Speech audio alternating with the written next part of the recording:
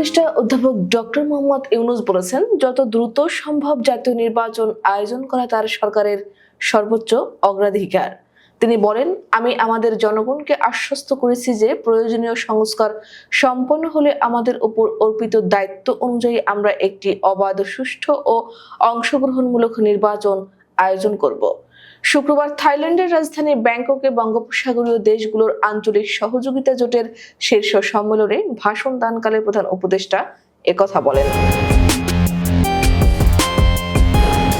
বাংলাদেশের জুলাই গণ অভ্যুত্থানের প্রসঙ্গ তুলে ধরে অধ্যাপক ইউনূস বলেন, ১৯৭১ সালে লাখ লাখ সাধারণ নারী, পুরুষ, শিশু ও যুবক একটি নৃশংস সেনাবাহিনীর বিরুদ্ধে ৯ মাস ব্যাপী গণহত্যায় সর্বোচ্চ ত্যাগ স্বীকার করেছিল।